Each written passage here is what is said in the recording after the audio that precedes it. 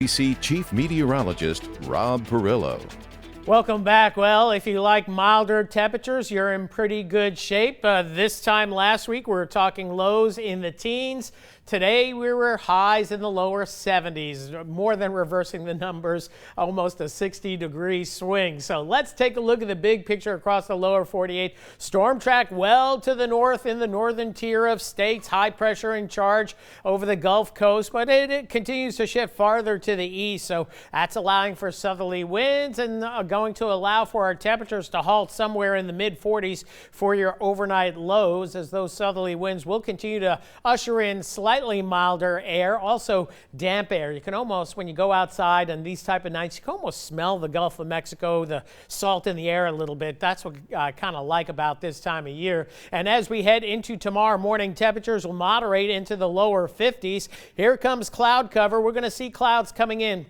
It may not be a complete cloud deck, but we will get mostly cloudy temperatures topping out in the mid-70s. Here comes a front, but that front running out of gas.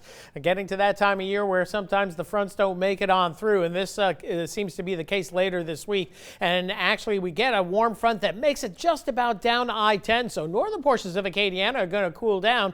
Lafayette on southward going to stay in the 70s, but farther to the north, it's going to be in the 50s. We'll show you that in just a bit. Active showers and storms mainly north of this frontal boundary, so we'll have slight rain chances Thursday, Friday, but no higher than 20%, and temperatures will continue in the 70s. Here's the bigger picture looking at the GFS model. The active weather staying generally to the north of us over the next several days, and there's going to be some active storm systems north of the region, and that's going to contribute to some pretty healthy rainfalls as we go down the line, especially up toward the Tennessee River Valley. And this time of year, always have to be watch this stuff very carefully because we have snow melt coming down the Mississippi. You don't want heavy rain events going into March in the same Mississippi River Basin because you will see bumps coming down the Mississippi. We know that, and maybe a little bit of a bump in about 3 weeks with the rainfall and the snow melt, and that eventually gets into the Atchafalaya as well.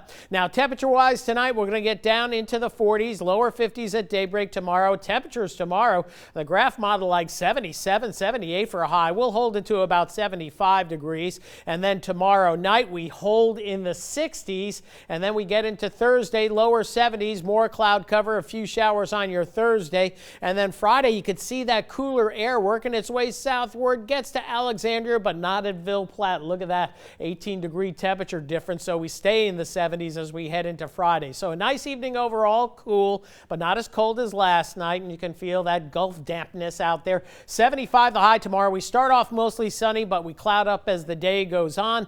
Breezy southwest winds tomorrow afternoon, 8 to 14, few gusts up to about 18, perhaps 20.